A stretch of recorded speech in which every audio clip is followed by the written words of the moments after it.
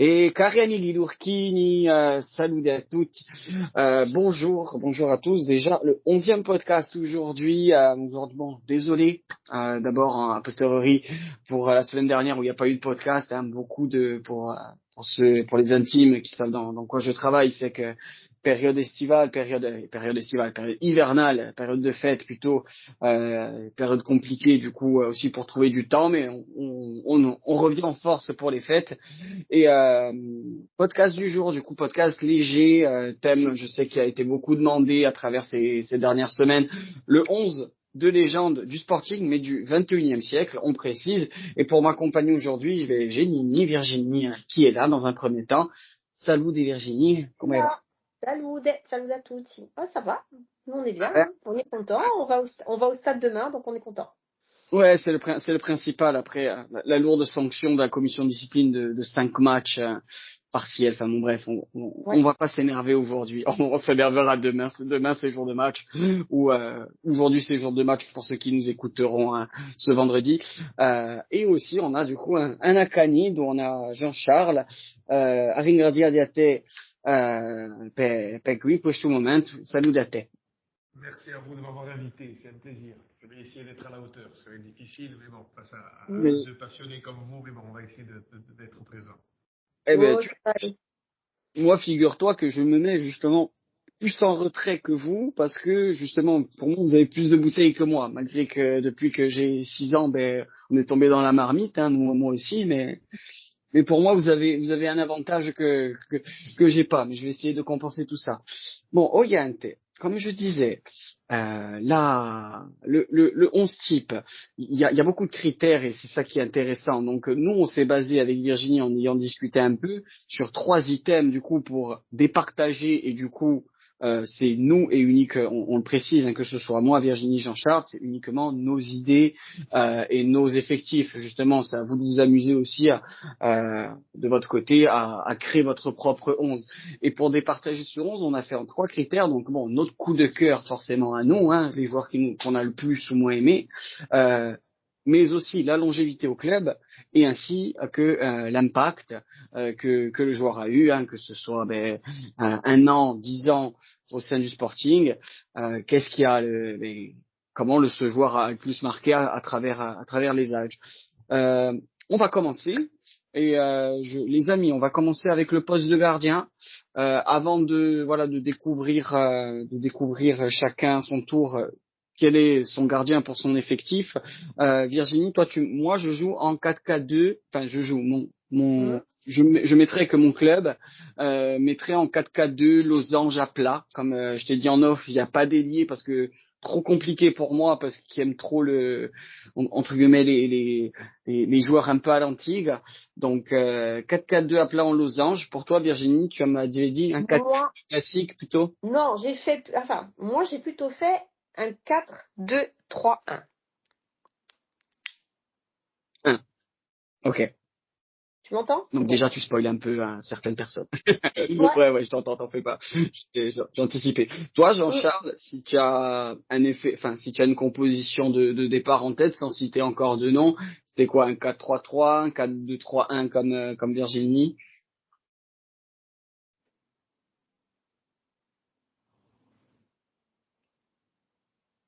Tu pourras répondre si jamais. C'est les aléas du direct. C'est les aléas du direct. On va essayer de faire au mieux. Kibodi dit en attendant. Euh, les gardiens. Donc moi j'ai longtemps hésité avec les gardiens. Euh, il y en a eu beaucoup quand même qui sont passés à travers le Sporting. Jean-Charles, tu es là, je vois que tu Oui, apparais. je Oui. suis là, je suis désolé, j'ai eu un petit problème technique.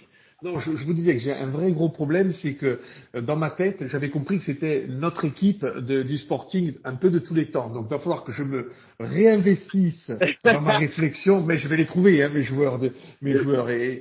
Alors, comme je n'ai pas arrêté l'équipe dans ma tête, je vais tout simplement partir sur le 4-3-3 que j'avais défini, et je suis sûr que je vais réussir à trouver Oui. l'effectif qui me convient.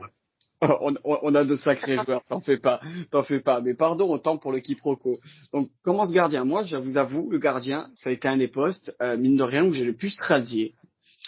parce que gardien, il y en a eu quand même des très bons à Bastia pendant des décennies, hein, du coup pendant ces 3 décennies du moins. Euh, on peut penser à Durand, Pento, Lec, Landreau, actuellement même Placide. Mais moi, personnellement, pour commencer, j'ai mis Landreau. J'ai quand même mis Landreau. Pourquoi? Parce que pour moi, Landreau, c'était la classe internationale. Et quand il est arrivé en seconde partie de saison en 2013, l'année 2012-2013, c'était quand même au-dessus du lot. Et d'ailleurs, je ne l'ai pas cité, mais on peut penser à Novaes, hein, qui a fait de très belles années sous nos couleurs, même si sur la fin, ça a été un peu plus compliqué. Mais voilà, à départager, même si en second, je pense que en écoutant l'enfant que j'étais, je mets Nico Pinto, je mettrais quand même Landreau pour commencer dans mon équipe type. Toi, Virginie? Alors moi, j'ai hésité entre deux. J'ai fini par mettre Éric Durand, mais j'avais hésité entre Durand et Jean Willec. Et Jean-Louis Leka, ok. Toi, Leka ou Durand, du coup. Mais Durand, mais vraiment Durand. Même si j'adore Jean Willec et puis même si j'adore Novaes, mais si vraiment il fallait en retenir un, pour les arrêts, pour les points rapportés, pour la personnalité, vraiment Éric Durand. Pour Durand, pour le côté, Durand, il a arrêté, l'arbitre, il siffle la fin, surtout. C'est ça. à C'est Lyon. exactement ça. Non, Jean-Charles, non. les gardiens Ouais. que tu mets. Alors, sans hésitation, et ça tombe bien, c'est-à-dire que même si ça avait été le joueur du Sporting du siècle, j'aurais choisi moi aussi, et ça ne va pas vous surprendre, Éric Durand. Pourquoi? Parce que, alors, moi j'ai hésité plutôt entre Durand, et ma vraie question c'était si j'avais eu à prendre un deuxième gardien, mon hésitation elle se portait entre Landreau et Yard.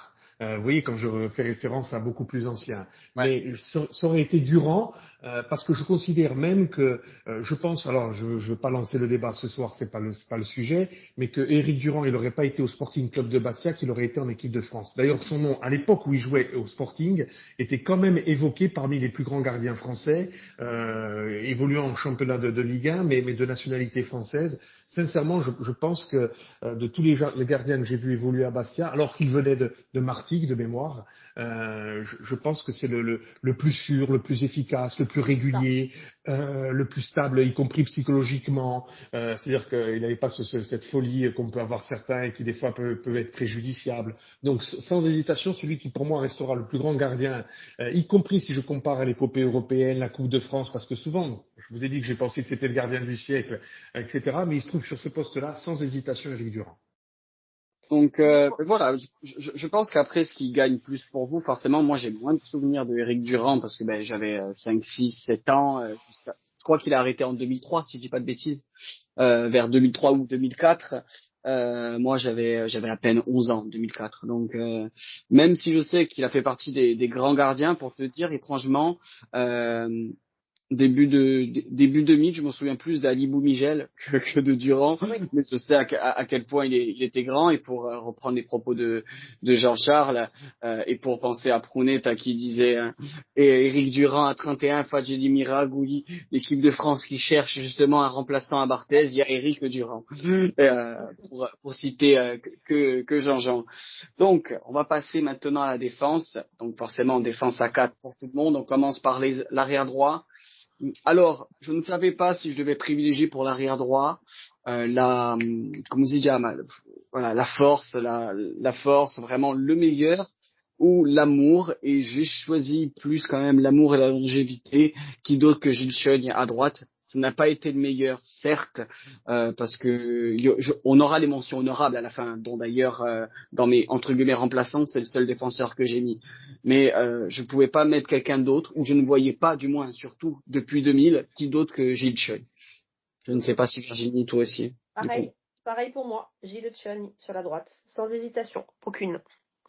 Je pense même pas besoin d'énumérer pourquoi du comment, du moins Virginie et moi. Mais Jean-Charles, je ne sais pas si toi tu as quelqu'un d'autre.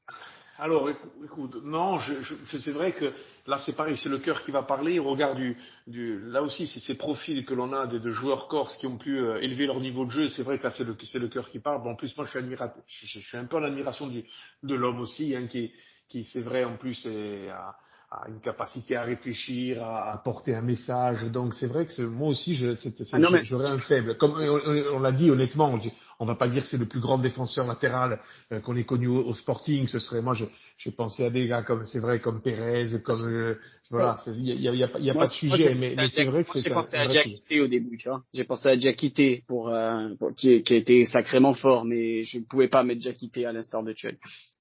Non, mais c'est vrai que je pense que c'est quelqu'un qui, si vous, voilà. Et alors aussi, en faisant nous-mêmes notre équipe, on part souvent du principe que d'être un joueur insulaire en Corse, formé au Sporting, c'est quand même par certains côtés un avantage.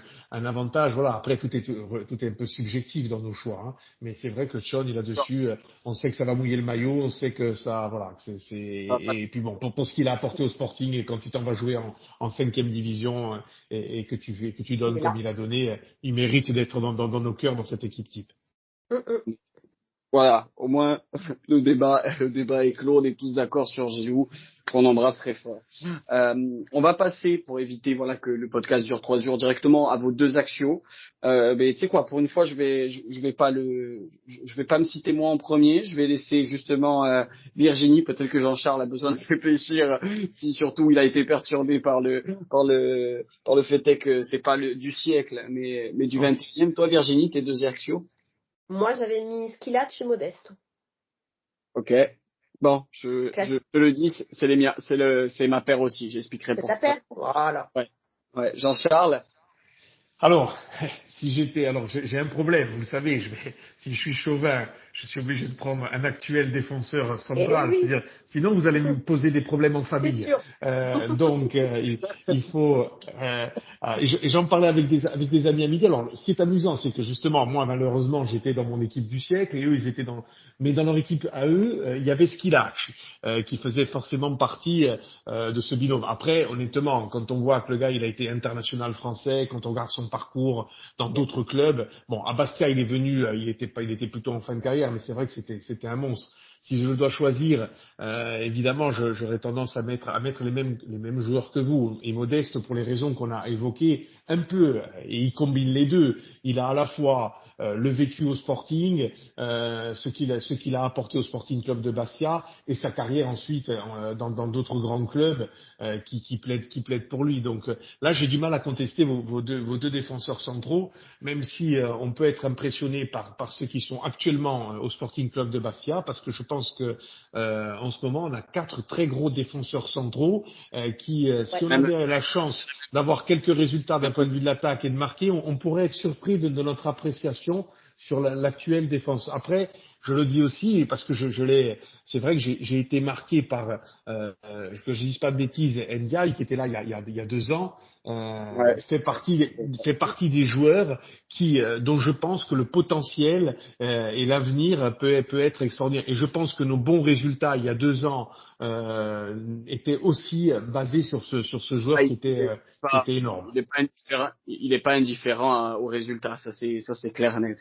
Mais du Et coup, par honnêteté intellectuelle, je dirais que si j'ai une grosse affection pour mon neveu, évidemment, que j'aurais mis dans cette équipe-là, mais Doumé a déjà 28 ans, mais c'était surtout, je pense qu'il y a un gros potentiel du côté d'Endiaye, quoi. C'est-à-dire, il me fait penser à des gens comme Morley Souma qui ont pu jouer en Ligue 1 et qui ont pu même être des gros défenseurs centraux de Ligue 1. Voilà, là on avait affaire, moi je pense à quelqu'un qui en a vraiment sous le pied, quoi. ça Complètement. justement, ce sera compliqué justement de faire encore plus l'équipe d'avant du 21e siècle parce que entre l'épopée 78, ceux de 80 et ceux de fin 90, il y a du beau monde aussi. Mais là n'est pas le sujet. Donc, on est à peu près pour l'instant, sur la même défense. Il y a moi qui est gardien différence, qu'il a Modeste. En même temps, c'était une telle puissance que c'était compliqué de mettre autre chose. C'est compliqué de mettre autre chose.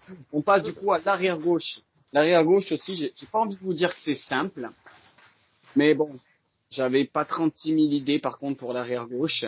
Et en arrière gauche, j'ai mis personnellement Virginie, moi j'ai mis Julien Palmière, que j'ai positionné plus bas. Évidemment. Donc, toi aussi? Eh oui, bien sûr, j'ai mis Julien. Je voyais que ça, moi. Donc, sans hésiter, un peu pour tout. Alors, pour ce qu'il a apporté au club, pour le podcast qu'il a fait avec nous aussi, parce que ça Aussi, nous a ouais. permis de découvrir quelqu'un de super. Et vraiment un amoureux du Sporting. Et puis, Et puis pour le PSG, Bastia PSG de 2015, de toute façon, Et sa longévité, à il a jamais. Julien à son- jamais. Non, c'est ouais. sa Julien longévité. forever. On peut faire une mention honorable à Fetiarek qui a aussi était arrivé très Bien tôt sûr, et bien sûr. resté parce que j'ai longtemps hésité avec Feti, à vrai dire.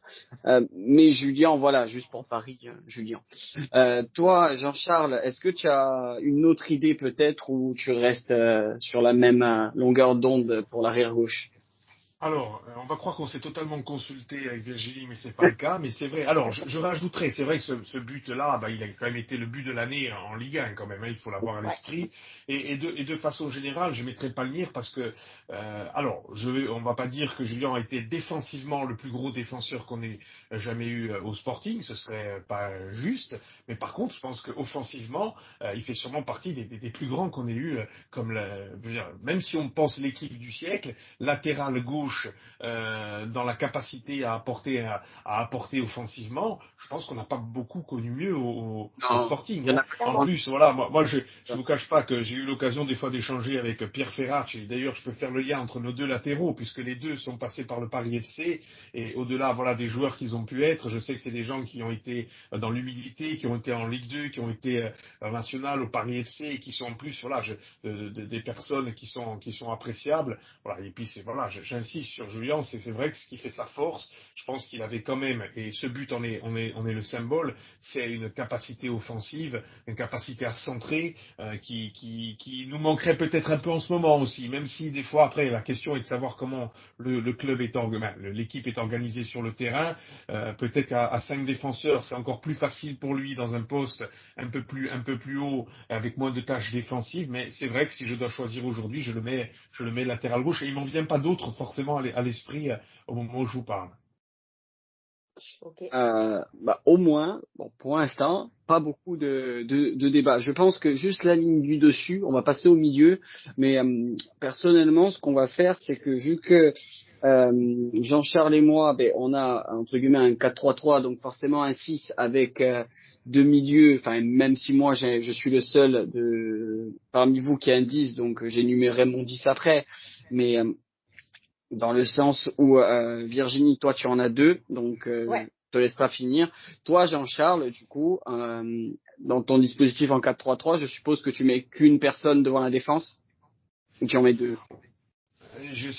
C'est là où je commence moi à être un peu plus en difficulté que vous, mais bon, j'essaie de compenser en regardant rapidement en plus, en même temps que je vous parle, les quelques effectifs qui ont eu à œuvrer, mais c'est vrai que j'aurais tendance à mettre KU juste devant la défense, pour aussi, là encore, plein de raisons qui ont été évoquées, mais surtout parce il avait les qualités, la grinta, le meneur d'homme qu'il a été pour le Sporting. Et je pense que là-dessus, c'est un poste dans lequel où il remplissait parfaitement son travail. Petite parenthèse, hein, il a démontré en dehors du Sporting d'ailleurs à Toulouse et à Lens. Mais voilà, et j'insiste aussi sur ce point, c'est-à-dire que c'est un joueur qui est en plus monté en puissance, qui est un joueur très intelligent et la démonstration, c'est sa reconversion en tant qu'entraîneur. Et je pense que ça fait partie quand même des postes où aujourd'hui, je pense qu'il aurait dans une équipe du Sporting, avec les qualités du Sporting, avec les ambitions du Sporting, il a bien sûr toute sa place. Moi, pareil. Hein, si je mets moi dans mon effectif, du coup, j'ai qu'un devant la défense, c'est KU.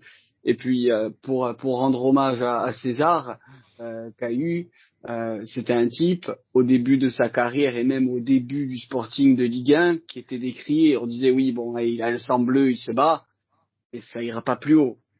Il a été longuement décrié. Et comme on le dit, et je pense que ça va un peu résumer aussi le podcast du jour, c'est encore plus dur pour un joueur corse de jouer à Bastia que dans n'importe quelle équipe parce qu'on en demande 2 fois plus. On est encore plus Yes. sévère toujours avec les nôtres.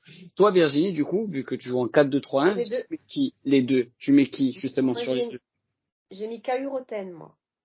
Caillou Roten, ok. Caillou Roten. Ça fait rêver, ça. Ça se tient. Alors, du coup, sans transition, j'anticipe moi sur mes deux milieux juste au-dessus du coup la défense.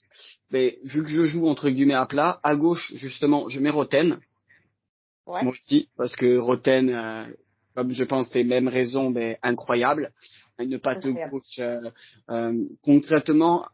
il y a eu un avant et un après à son arrivée, surtout au point de vue coup de pied arrêté, où j'ai rarement vu ça dans ma vie. Une qualité de passe, de centre, de vista.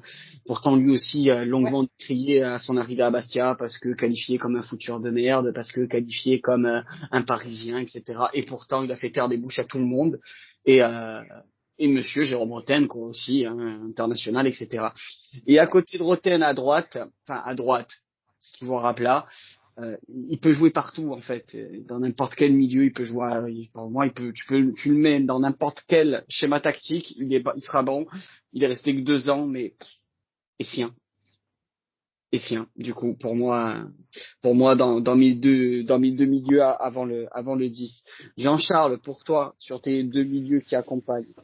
Alors, je savais pas, j'ai essayé de réfléchir. Donc, Essien, et forcément, moi, il est dans mon équipe du siècle. Donc, bon, parce que quand même, Garde il faut Essien. rappeler. Non, mais Essien, C'est un il a été titan. monstrueux, il a été monstrueux au Sporting. D'ailleurs, y compris des gars comme Antonet qui le disent très clairement. Il a été monstrueux au Sporting. Bon, et quand on regarde la suite de sa carrière, il n'a pas été monstrueux qu'au Sporting. Le derrière, il part à Lyon, il est monstrueux en Ligue 1. Il s'en va à Chelsea. Donc, moi, sans contexte, je mets Essien. Et évidemment, je vous rejoins dans cette équipe-là.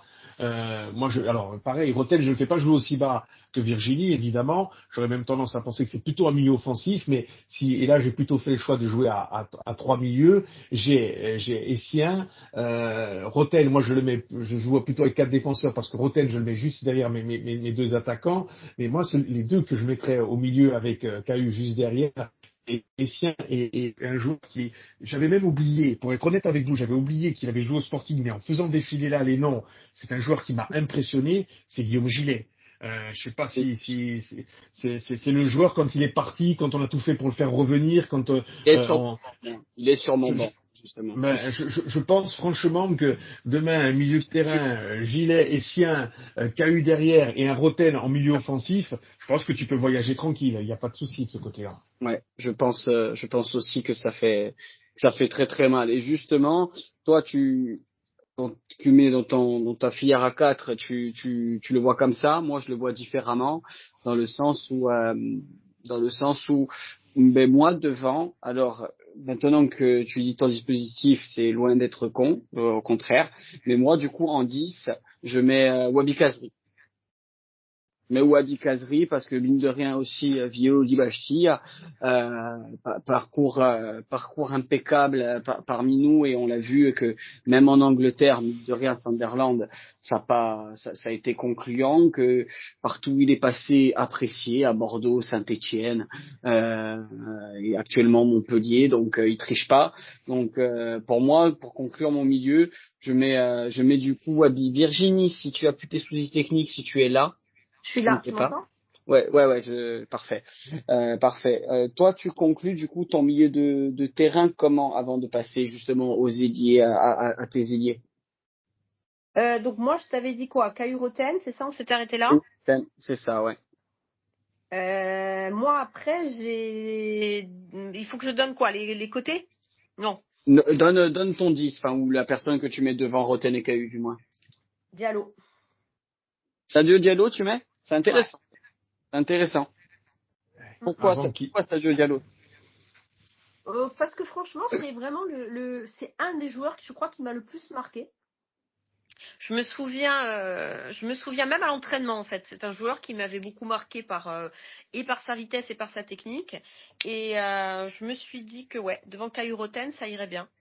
Il s'était trouvé une fois sur cette compo-là, il s'était trouvé sur cette position-là. Et ouais, Sadio Diallo, pour moi, il doit être dans le 11 type. Donc oui. Ça se tient, hein. On peut penser à son année de Ligue 2 où on remonte en Ligue 1 stratosphérique. Moi, tout le monde se souvient de Sadio Diallo. Son match, forcément, contre Metz, c'est son but de 30 mètres. Mais moi, c'est son match contre Lens, les amis, son doublé d'ailleurs qu'il avait mis avec le fameux match contre Lens avec Cicero qui met un coup de pied au dirigeant, etc., etc. Ce fameux match assez volcanique. Mais Oui. Sadio Diallo nous met 2 patones, hein, quand même, 2 encore sacrés beaux buts, hein, mine de rien. Et un but d'ailleurs où il contrôle la poitrine. Le ballon n'a pas le temps de redescendre, frappe enchaînée Lucarne, enfin bon bref, du très grand Sadio Diallo. Donc pour résumer, Pour résumer, pour l'instant, on a Durand de chaque côté pour Jean-Charles Virginie. La défense, on l'a tous type. Palmieri, Skilac, Modeste, Choi. Milieu de terrain, pour moi, on a Cahu, Essien, Roten et Wabi Kazri. Côté Jean-Charles, interromps-moi si je me trompe, mais du coup, tu choisis Cahu, Gilet, Essien et Roten. Exact. C'est exact. Et toi, Virginie, donc, on est sur du Roten, Cahu, Sado Diallo, et qui accompagne, du coup, sur les côtés. Maoulida pour moi et Kazri. Ouais. Donc, on a encore des joueurs en commun, mais tu mets Maoulida, toi, à droite, du coup, je suppose. Ouais. C'est un peu l'équipe de la remontée de Liga. Quasiment. Qu'est-ce qui a fait, bon, Wabi Kazri, je pense que pour les mêmes raisons que moi, mais qu'est-ce qui a fait plancher, du moins, sur le côté de toi, Filou, Toi, Filou, c'est l'affect. Ouais. Ouais, parce que moi, toi, Filou, bon, déjà son engagement quand il était chez nous, son engagement sur le terrain, son engagement un petit peu ailleurs, même dans l'associatif et au quotidien. Mais les bandelettes, tu vois, cette image-là, vraiment du mec qui arrive et qui est imprégné par le club. Et qui est encore imprégné par le club même quand il est parti, parce qu'il a continué à faire un tas de trucs sur les réseaux sociaux pour le 5 mai, pour pas qu'on joue le 5 mai. Je pense que ce type, pour moi, ce type, il mérite sa place. Ça se tient. Toi, tu as qu'un attaquant, donc je laisserai Jean-Charles et moi-même d'abord énumérer nos attaquants, vu que Jean-Charles, tu en as deux, toi, du coup, aussi d'attaquants. Oui, alors j'en ai deux parce qu'il a fallu improviser un peu dans notre podcast, mon équipe. Juste pour vous donner mon avis sur Diallo, je pense que le Diallo qui est au Sporting avant qu'il parte à Rennes, moi je suis convaincu qu'il va exploser et qu'il va jouer à très très haut niveau. Pour être honnête, c'est vrai que son expérience rennaise et son retour au Sporting ne me fait pas le mettre parce que je pense qu'après à un moment donné, bizarrement, il y a eu un plafond de verre et qu'il n'a pas réussi à franchir le cap. Donc là, ça m'a mis dans la situation d'avoir quatre milieux de terrain et sur les deux attaquants, pour vous donner donc les deux noms de mes attaquants, moi je pense si j'avais eu, alors si demain j'enlève un de mes milieux, si par exemple je décide de jouer moins défensif et je peux enlever KU ou Gilet, ça il y a pas de souci. Je pense que Essien est indéboulonnable dans le football moderne et devant je mets des gens qui pareil sont pas restés longtemps au Sporting, mais parce que je pense qu'ils avaient un niveau et ils l'ont montré par la suite. Il y en a même un, je pense qu'il a été sous-estimé, c'est Anthony Modeste en neuf, parce que moi je continue à penser que c'était voilà, je pense qu'en réalité c'est un d'ailleurs qui n'a pas été reconnu à sa juste valeur quand il était au Sporting, mais moi je continue à penser que c'est un partie des grands attaquants. Même en France, exactement. Alors, je mets évidemment Thauvin parce que je pense que en réalité là aussi, quand on regarde, il est quand même champion du monde. Il s'impose en Angleterre, à Marseille, etc. Pour être honnête avec vous, si demain je sors un milieu défensif comme je vous l'ai dit, je mets Modeste avec sur les côtés Kazri et Thauvin. Voilà, là je mets pas Wabi, donc il aurait pu. J'ai hésité. D'ailleurs, j'hésite encore entre Wabi pour tourner autour d'Anthony Modeste en tant qu'avant-centre. J'hésiterais entre Thauvin et Kazri. Et si j'étais dans une composition plus offensive, c'est ce trident-là que je mettrai en place. Voilà un petit peu ce que je pense quand je réfléchis aux attaquants. Évidemment, si vous m'aviez laissé évoquer mon équipe du siècle, j'aurais été plutôt sur une attaque Johnny Rep, Jazik, Fanfan Félix. Mais voilà, si on reste dans le 21e siècle, c'est ce trident-là que je mettrai en place si j'avais à le mettre. C'est sûr. Ben moi, j'ai deux attaquants, donc j'ai Modeste aussi parce que, comme tu l'as très bien énuméré, très sous-coté, trop sous-coté même, parce que son passage en Allemagne, que ce soit à Offenheim, à Stuttgart, il a été à Stuttgart, à Cologne, pardon, à Cologne a été formidable. D'ailleurs, il est dans les monuments du club de Cologne, dans les meilleurs buteurs de l'histoire du club. Même son passage en Chine n'est pas mauvais. Il revient comme un guerrier au Borussia Dortmund, où malheureusement le Borussia chute à la dernière journée, mais il aurait tellement mérité un trophée avec le Borussia. Ça aurait été le beau clin d'œil quand il a remplacé Haller au pied levé. Et pour tourner moi autour de Anto Modeste, j'ai Pierre-Yves André. Parce que je peux pas mettre qui d'autre que Pierre-Yves, parce que pour moi, Pierre-Yves, c'était alors beaucoup l'associent plus avant 2000 qu'après 2000, mais moi, Pierre-Yves, c'est le mec qui m'a fait lever du stade en premier quand j'étais au stade avec mon grand-père et c'est Pierre-Yves André, quoi. C'est la patte gauche, c'est du droit, du gauche, de la tête. C'est trop fort, trop fort. Et troisième ou second meilleur buteur de l'histoire du Sporting, qui a rien lâché, qui a jamais triché, ancien capitaine, et juste pour ça, Titu pour moi. Toi, Virginie, est-ce que c'est lui, du coup? Non, alors j'ai hésité, mais j'ai longuement hésité. Après, c'est vrai que dans mon esprit, tu vois, effectivement, Pierre-Yves André, c'était avant 2000.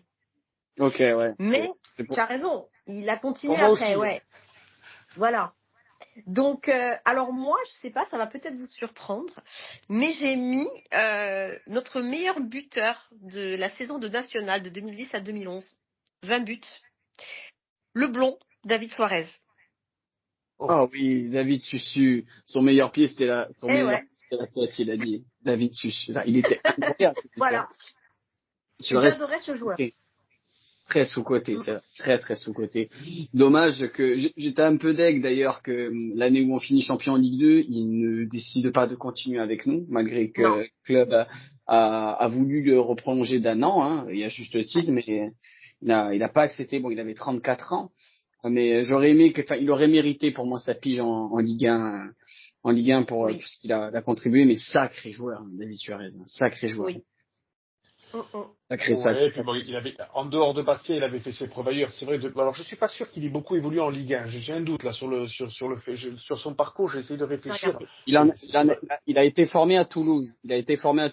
Ça, c'est que il a commencé avec le Toulouse qui monte de une saison seulement de Ligue 1. Une seule saison pour Suarez. Ouais, c'est la saison où il monte avec Toulouse. Sinon, après, il a beaucoup joué à Guingamp, en Ligue 2, etc. Ouais, je pense que c'est un gros joueur de Ligue 2. En réalité, c'était un gros joueur de Ligue 2. Bon, après, voilà. Après, c'est des fois difficile de comparer aussi quand on doit faire une équipe comme ça sur 25 ou 30 ans et qu'on compare les divisions. Après, c'est là où on peut trouver les limites à notre jeu. C'est-à-dire que derrière, moi, des fois, il m'arrive justement de discuter avec des professionnels ou des entraîneurs professionnels. On n'est plus du tout dans le même monde. Je me souviens d'ailleurs de quelqu'un qui est une sommité en Corse, qui était un grand joueur du Sporting, un grand recruteur, etc.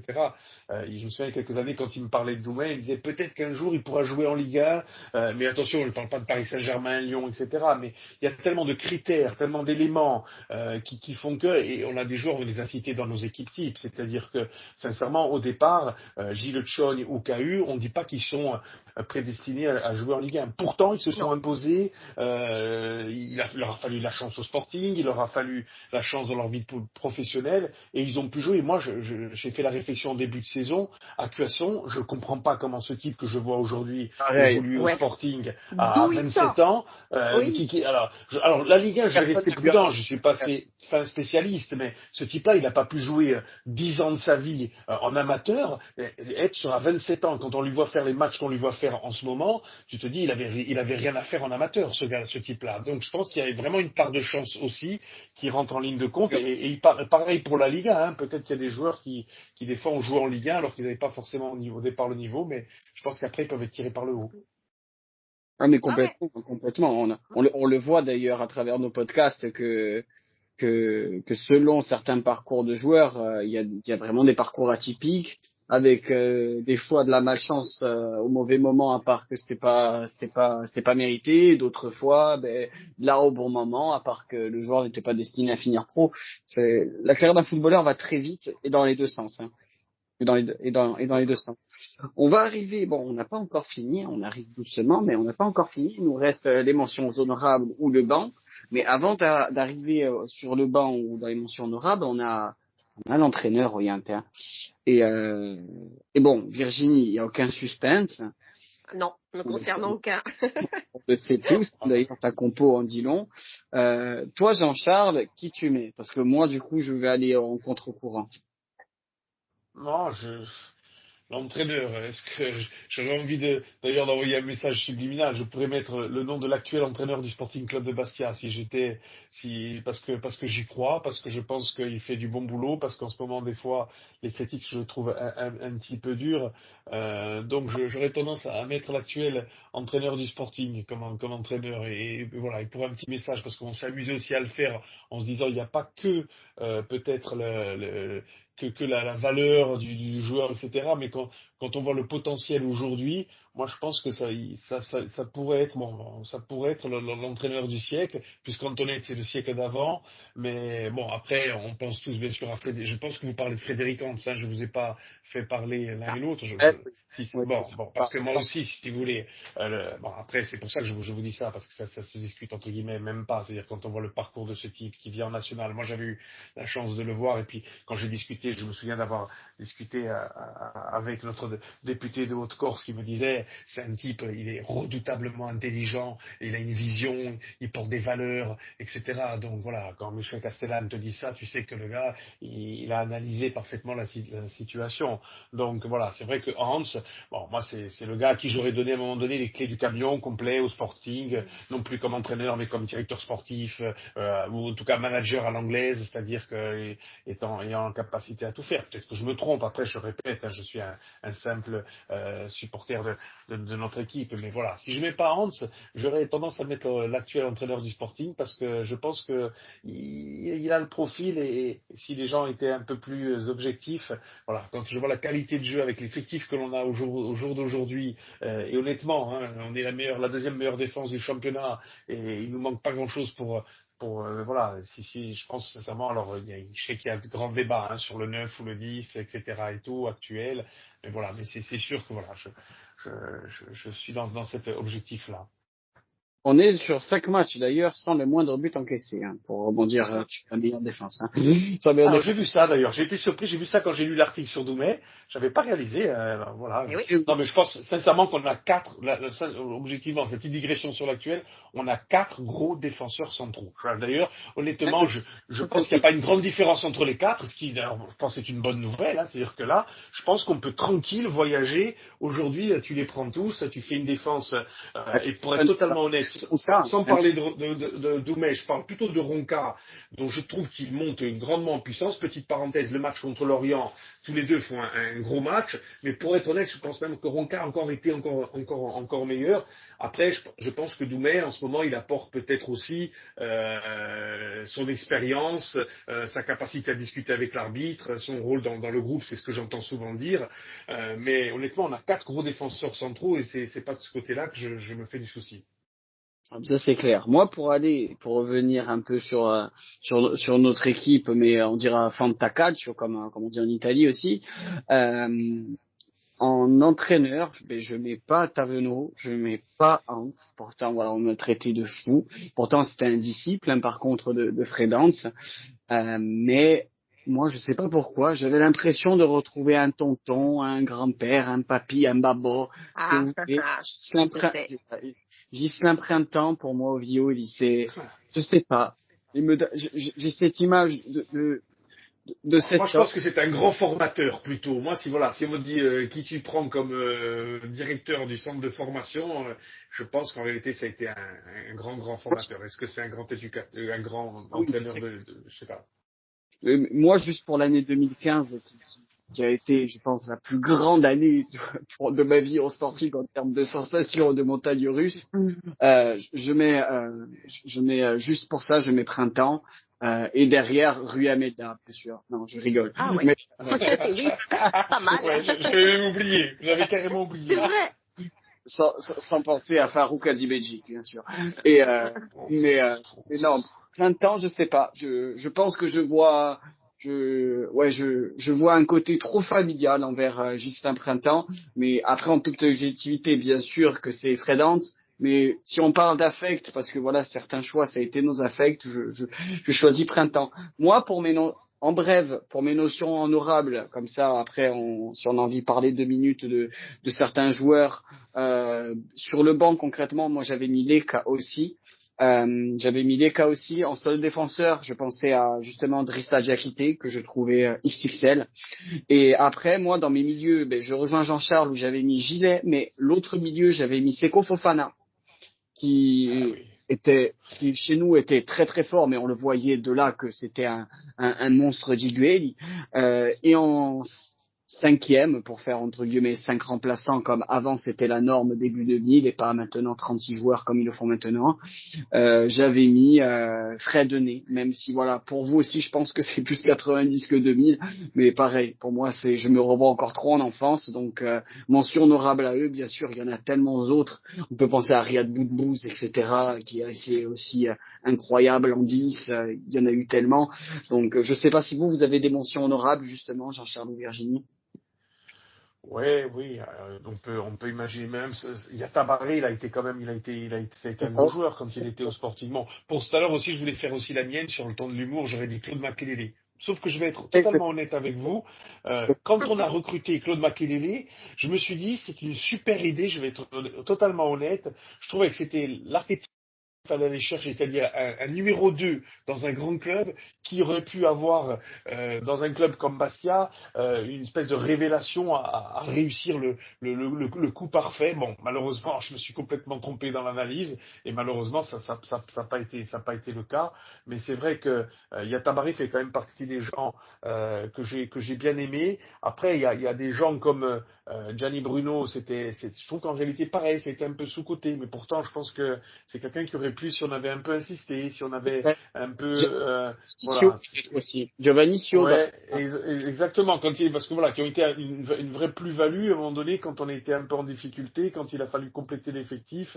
C'est vrai que ça a été des joueurs qui ont apporté. Après, on pourra avoir toujours, je vais faire la digression avec l'entraîneur que tu as choisi tout à l'heure. Il y a ceux qu'on ne verra pas exploser au Sporting. Pourtant, il avait, je dis ça parce que là aussi, en discutant des fois avec Doumé qui a été au club, qui a été au centre de formation. C'est un type comme Joseph Barbato, ben, par exemple, Ouais. Printemps te dit de sa génération, le gars qui aurait dû exploser, qui aurait dû faire une carrière d'Ewell et sûrement qui avait un potentiel, fait partie de ces joueurs-là où on pourra avoir des regrets. Moi, je vous cache pas que voilà, Julien Romain aussi, tu te dis quel gâchis le Julien jeune. avait démarré fort, hein, avait Et démarré. voilà, exactement. Et tu te dis, s'il a planté le gars et s'il a fait ces entrées-là en première division, et le pauvre, je pense qu'il a eu à souffrir des blessures qui ont été les siennes, et ça a été ça a été compliqué. Mais c'est vrai que voilà, ça fait partie des joueurs aussi où je regrette que voilà, ils n'aient pas eu forcément ni leur chance, ou peut-être qu'ils ont pu commettre des erreurs eux aussi, hein.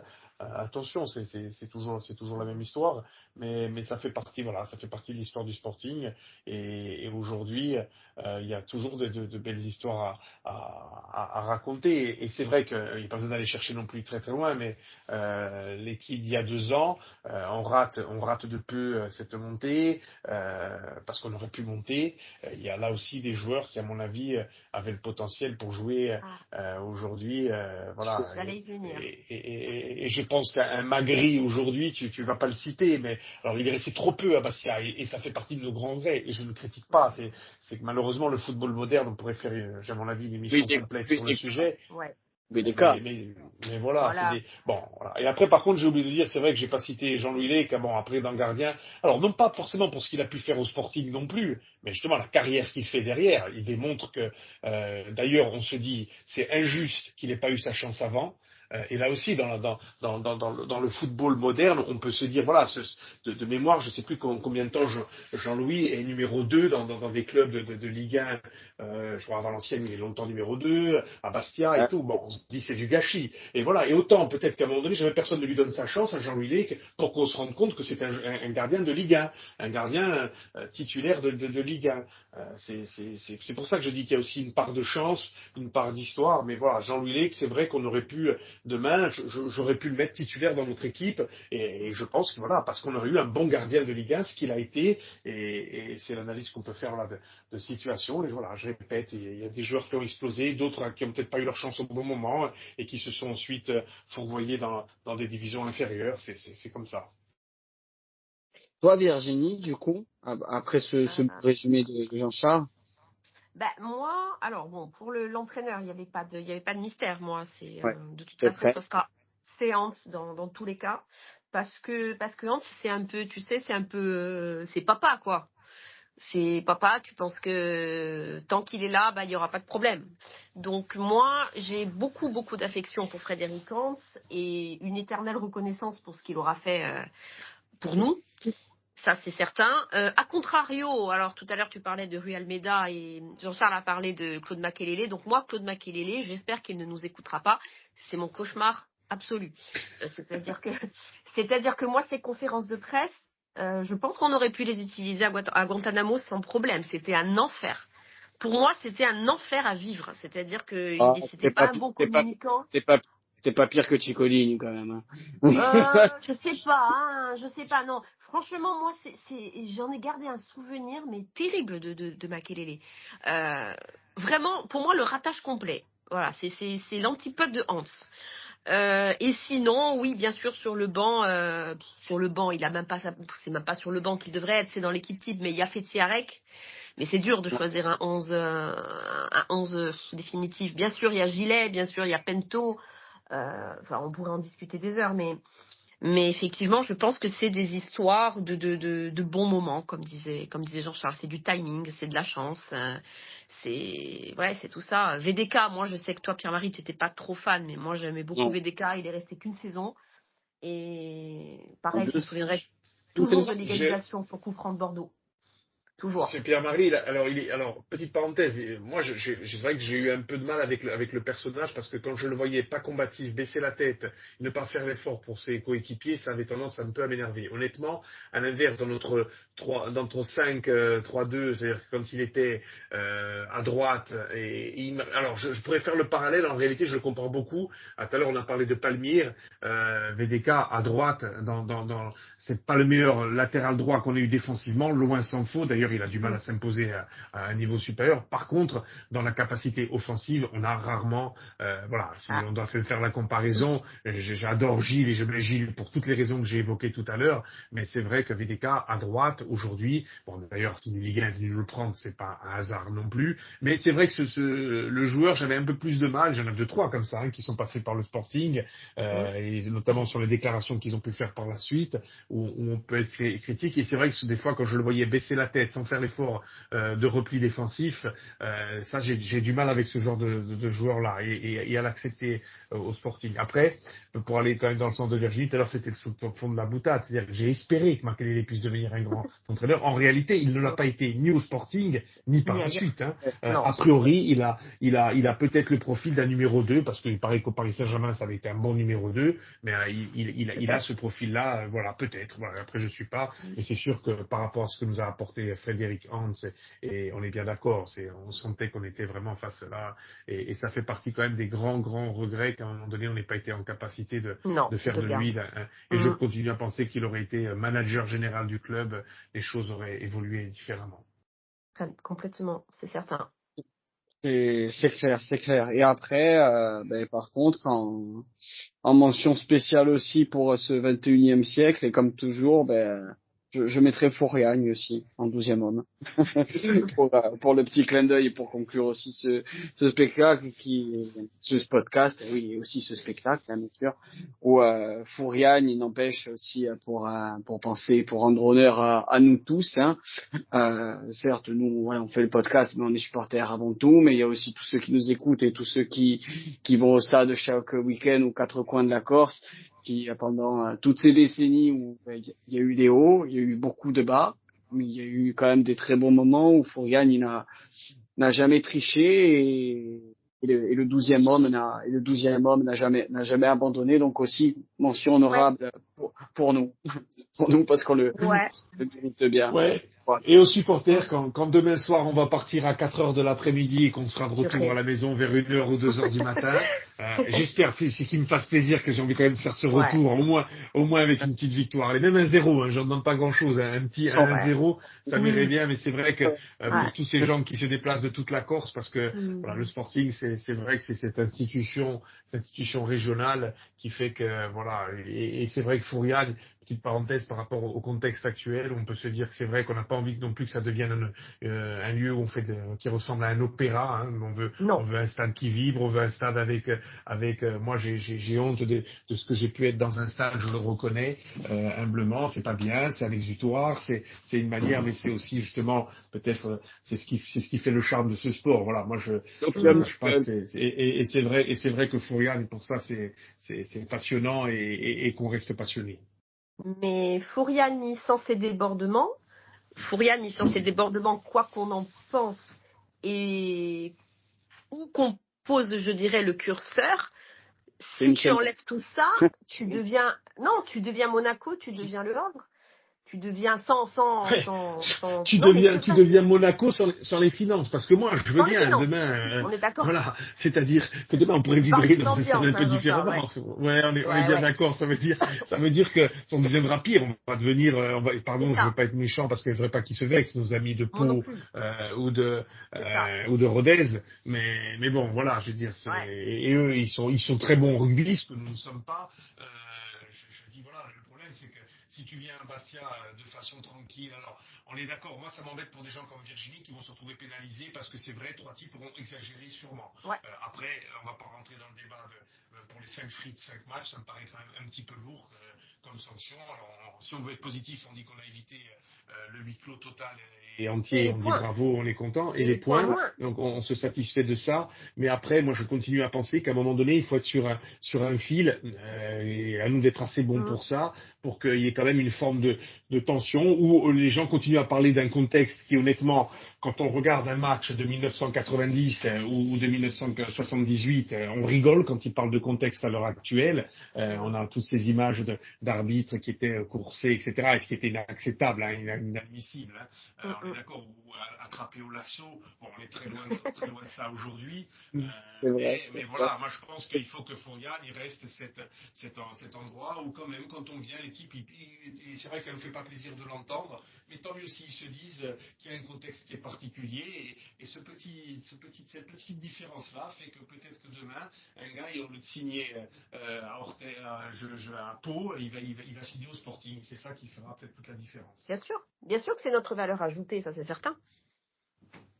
C'est notre valeur ajoutée et c'est ce qui fait que, voilà, comme dit Jean-Charles, certains ont choisi le Sporting plutôt que d'autres. Après, le Sporting, autre que ses supporters, a une histoire, aura encore des belles pages à écrire et pourquoi pas. Rappelle-toi de Pierre-Yves André. Pierre-Marie, je te coupe une seconde. Jean-Charles, on a fait un podcast avec Pierre-Yves André il y a 3 semaines. Pierre-Yves André, qu'est-ce qu'il te dit avec la carrière qu'il fait au Sporting? Parce que bon, sa carrière, elle se fait au Sporting, Pierre-Yves. Hein. Il te dit, à la fin, j'ai eu des sollicitations d'autres clubs, mais j'ai dit non parce que c'était pas Bastia. Et parce que je ne me voyais pas porter un autre maillot que Bastia.